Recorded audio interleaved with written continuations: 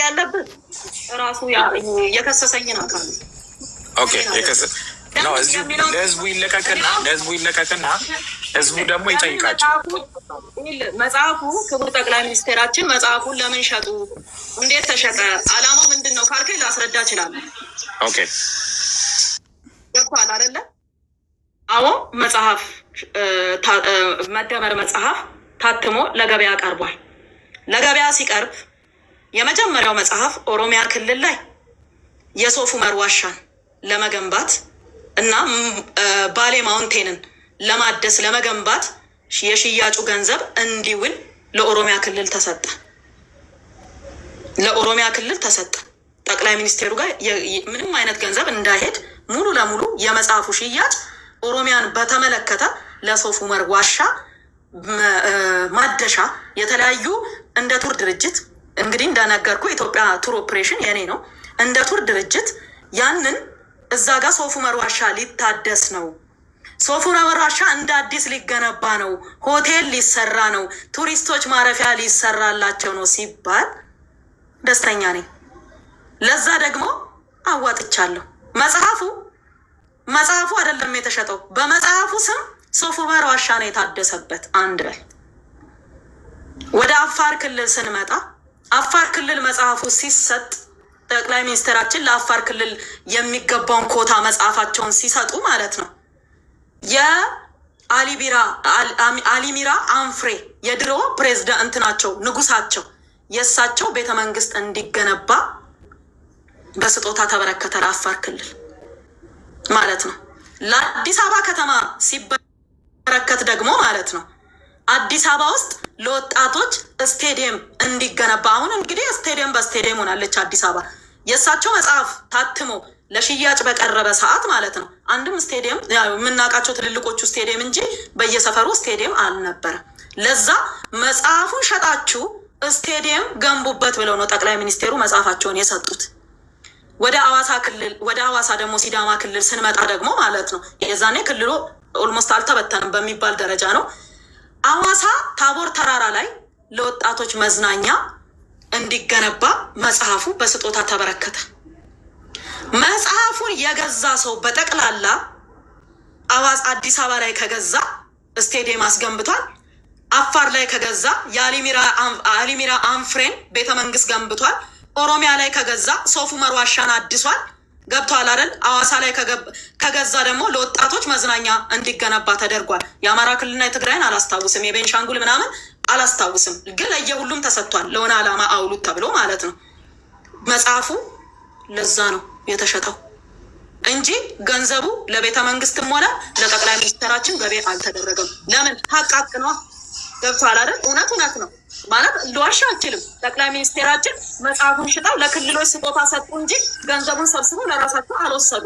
ስለዛ ሀቅ ስለሆነ እውነታውን ስለማቅ እውነቱን አስረዳለሁ። ስለዛ እኔ ኦሮሚያ ክልል ሶፍ ዑመር ዋሻን ለማስገንባት ያንን ገንዘብ አዋጥቻለሁ። አሁን ተመለሳለሁ።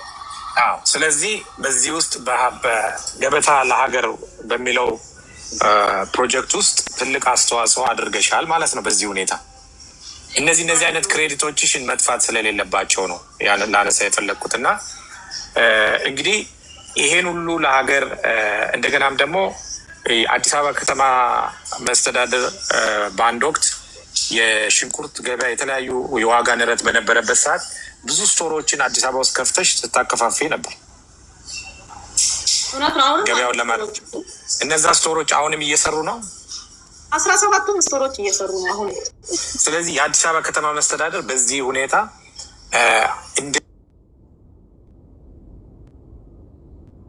እዚህ እየሰራሽ አሁን በተከሰሰችበት ክስ አይጣረስም ወይ?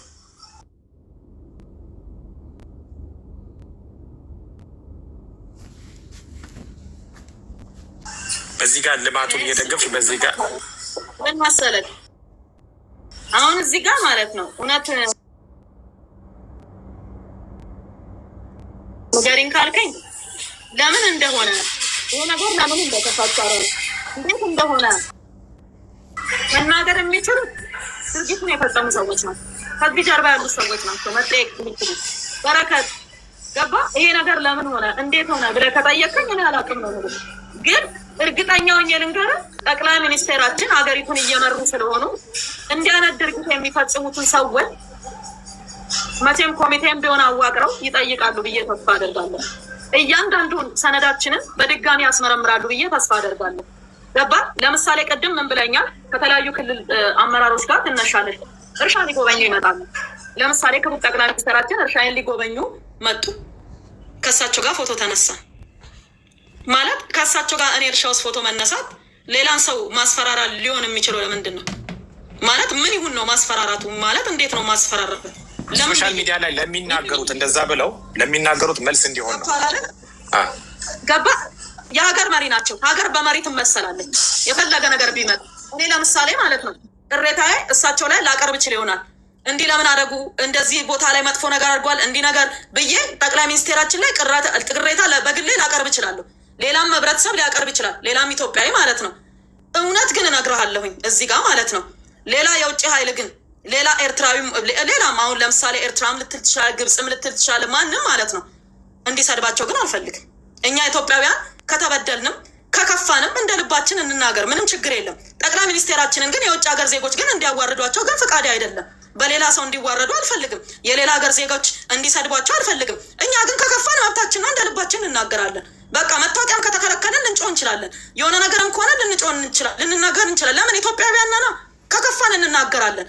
ግን የሌላ ሀገር ዜጎች ግን ሌላ ማይመለከታቸው ሰው ስለኛ ማይመለከታቸው የውጭ ሀገር ሰዎች ግን ጠቅላይ ሚኒስቴራችንን እንዲያዋርዱ ዝቅ እንዲያደርጓቸው ኢቨኒፍ ማለት ነው በፈለገ ደረጃ ልፈለግ ነገ ተከራክሬ ገባ። ጥፋተኛ አልተባልኩም እኮ ወንጀለኛ አልተባልኩም፣ ተጠርጣሪ ነው የተባልኩት አለ። በተጠረጠርኩበት ተከራክሬ ነጻ ወጣለሁኝ እኮ ችግር የለውም። ማንም ሰው እንዲረዳኝ አልፈልግም። ማንም ሰው እንዲያጋጥመኝ እንትን እንዲለኝ ሰፖርት እንዲያደርገኝ ምንም እንዲያደርገኝ አልፈልግም። በራሴ መንገድ ነጻ ወጣለሁ። ነገር ግን ሀቅ ሀቅ ነች፣ እውነት እውነት ነች። ከከፋኝ እናገራለሁ፣ ከደበረኝ እናገራለሁ፣ የምንም ካለ እናገራለሁኝ። ግን የምነግርህ ነገር ምንድን ነው? አዎ ሲከፋን እንናገራለን፣ እንሳደባለን፣ እንጫዋለን፣ የተለያየ ነገር እንላለን። ይሄ መብታችን ነው። እንደ ኢትዮጵያ በቃ የፈለግነው ሰው ላይ ልንነጋገር እንችላለን። ግን አንድ ሰው እርሻ መጥቶ ሲጎበኝ አብረኸው ፎቶ ተነሳ ማለት ሌላ ሰው ማስፈራሪያ ለምን እንደሚሆን አልገባኝም። ምን ማለት እንደሆነ ራሱ አይገባኝም። ለምን እኔ በረከት በጣም የፍቅር ሰው ነኝ። ከማንም ሰው ጋር መኖር ሰው ነኝ። ልንገርህ፣ ከማንም ሰው ጋር ዝቅ ብዬ መኖር እችላለሁ። ምግብ የምመርጥ ሰው አይደለሁም። እንደ ድመት ያገኘሁትን ነው የምበላው። ልንገርህ፣ ይሄን በላለሁ፣ ይሄን አልበላም፣ ይሄ ነገር ይደብረኛል ምልሰዋል። ጥሬ ስጋ በእርግጥ አልወድም፣ ክትፎ ምናምን አልወድም፣ በተፈጥሮ አልወድም። በተረፈ ግን ማለት ነው ከማንም ጋር ቂጣም ቆሎም ዝቅ ብዬ በልቼ የምኖር ሰው፣ እግዚአብሔር ደግሞ ከባዶ ከምንም ከትቢያ ያነሳኝ ሰው፣ አመዴን እፍ ብሎ አራግፎ ለዚህ ያበቃኝ ሰው። ገባ? የእግዚአብሔር ውለታ አለብኝ። ከነበርኩበት ጫካ ከነበርኩበት ቦታ እጄን ይዞ እዚህ ጋር ያደረሰኝ ነኝ። ስለዛ እግዚአብሔርን አምነዋለሁ። በሰው ላይ አልታበይም፣ አልኩራራም። ላደረግኩት መልካምነት ላደረግኩት ጥሩ ነገር ከህዝብ ጎን ከድሃ ጎን በመቆሜ ለምን ተጠረጠርኩ ብዬ አልተናገርኩም። መጠርጠር ማንም ሰው ይጠረጠራል። ምናልባት ነገ ከነገ ወዲያ ተክረን ነፃ እንወጣለን። ኬዜም ይታይልኛል ብዬ ተስፋ አደርጋለሁ። ገባ? በደንብ ይታይልኛል። እኔ እንዳልነበርኩ እስር ቤት እንደነበርኩ ይሄ ድርጊት ሲፈጸም የሚያያይልኛል። ነዳጁን በህጋዊ መንገድ ወስጄ ከዚህ በፊት የነበሩትን ስቀዳ የነበረውን ነዳጅ ገባ? ስቀዳ የነበረውን ነዳጅ በህጋዊ መንገድ ቀድቼ ከማደያዎችም ሆነ ከየት በህጋዊ መንገድ ስጠቀም ነበር። አሳልፌ ለማንም አልሰጠውም፣ አልሸጥኩም። ገባ? አይበቃኝም፣ ለራሴም እንኳን አይበቃኝም ካለኝ ስራ ጋር እና ያ ስለነበረ ይሄው ነው። ነገሮች መልካም ይሆናሉ ብዬ ተስፋ አደርጋለሁ። ይስተካከላሉ ብዬ ተስፋ አደርጋለሁ። ሰው ነኝና እንደ ሰው ተስፋ ልቆርጥ እችላለሁ። አዎ ተስፋ ቆርጫለሁ። ተጨማሪ ገንዘብ አምጥቶ በመስራት የሆነ ነገር ለማድረግ እፈራለሁ። የሰው ልጅ ገባ? ሌሎቹ ሰዎችም ኑና ሀገራችን ስሩ ለማለትም እፈራለሁ። ገባ? ለምን? የህግ ከለላ እፈልጋለሁ። ንብረቴ ከለላ እንዲያገኝ እፈልጋለሁኝ። ገባ? እግዚአብሔር ከጎኔ ነው ያለው፣ ቆሟል። ደግሞ መንግስትም ለምን ብሎ እንዲጠይቅ እፈልጋለሁ። ለምን ይሄ ሆነ፣ ለምን እንዲህ ተደረገ፣ ለምን ይሄ ተፈጠረ ብሎ መንግስታዊ አካልም እንዲጠይቅ እፈልጋለሁ። ያለው ነገር ይሄ ነው። ያው የጠየቀሽን መንግስት ስለሆነ መንግስታዊ አካል ስትይ አድሬስ ማድረግ የምትፈልጊ ከሆነ ጠቅላይ ሚኒስትሩ ወይ ሜሯ ወይ ክልል ፕሬዚዳንቶች ከሆኑ ልትች፣ ምክንያቱም የጠየቀሽ አካል ራሱ የመንግስት አካል ስለሆነ። ሌላው በዚሁ ማንሳት የምፈልገው ሌላ ጥያቄ ተቆራርጦ እኔ ነገር የጠየቀኝ መንግስት ነው ብዬ አላምንም፣ ግለሰቦች ናቸው ማለት ፌዴራል ፖሊስ የመንግስት አንዱ ተቋም ስለሆነ ነው። ፌዴራል ፖሊስ ብሎ እዛ ውስጥ ደግሞ ይልክ እዛ ውስጥ ደግሞ ህግን ከለላ ያደረጉት የራሳቸው አጀንዳ ያላቸው ግለሰቦች አሉ። እሱ ሀቅና ሀቅ ነው በቃ። ኦኬ። ስለዚህ ሌላ ያው እኔ ግልጽ እንዲሆን ስለፈለግኩ ነው። ምክንያቱም የመንግስት አንዱ ተቋም ስለሆነ ሚዲያዎቹም ደግሞ ሶሻል ሚዲያዎቹ የመንግስት ተቋም ሶሻል ሚዲያዎች ስለሆኑ መንግስት ይጠይቅልኝ ሲባል አንዳንድ ሰው ጠቅላይ ሚኒስትሩ ይህንን ጉዳይ እንዲያዩልኝ ወይ ደግሞ የከተማ ከንቲባው እንዲያዩልኝ ወይ ደግሞ የክልል ፕሬዚዳንቶች እንዲያዩልኝ ብሎ አድሬስ ያደርጋል። ስለዚህ ፌደራል ፖሊስ የሚመለከተው አካል እንዲያዩልኝ ይፈልጋሉ። ለምን አዲስ አበባ ከተማ ዝቅ ብዬ ነው የሰራሁት። ገባ? አዲስ አበባ ከተማን ዝቅ ብዬ ነው ያለማሁት። አዲስ አበባ ከተማ የ2017 የወርቅ ተሸላሚ ነው። በወርቅ ደረጃ በማልማት በልማት ከ55 ሚሊዮን ብር በላይ የለገሰ ሰው ነው ወርቅ የሚሸለመው። በነገራችን አዲስ አበባ ከተማ ከ55 ሚሊዮን ብር በላይ በማበርከት የወርቅ ተሸላሚ ነው እና የሚመለከተው አካል ገባ? ሀቁን ብቻ እንዳይልኝ፣ እውነቱን ብቻ እንዳይልኝ ነው የምፈልገው። ሌላ ነገር የሚያስፈልግም ሌላ እርዳታ የተለየ ነገር ፕሪቪሌጅ ኤክስትራ ማይል እንዲሄድልኝ አይደለም የምፈልገው። እውነትና እውነቱ ብቻ እንዲወጣልኝ፣ ስራዬን በአግባቡ እንድሰራ፣ ወደ እርሻዬ በክብር እንድመለስ፣ ነገሮቼን በአግባቡ እንዳከናውን ብቻ ነው የምፈልገው። ልጆቼ ማሳደግ ብቻ ነው የምፈልገው። ገባ? ከበሃው ኢትዮጵያዊ ጎን መቆም ነው የምፈልገው። ገባ? አገሬ በቀን 3 ስትበላ ማየት ነው የምፈልገው። ይሄ ነው ምኞቴ። በቃ ብኖርም እኔ ሰማይ ጠቀስ እንኳ ገንብቼ ምናምን የምመኝ ሰው አይደለሁም። በነገራችን ላይ ከዚህ ከደሃ ህዝብ ጋር በፍቅር በሰላም መኖር ብቻ ነው የምፈልገው። እውነቱን ብነግር ሌላ አንድ ተቆራርጦ እየተለቀቀ ያለ ቪዲዮ አለ የተናገርሽው ንግግር። እኔ ሙሉውን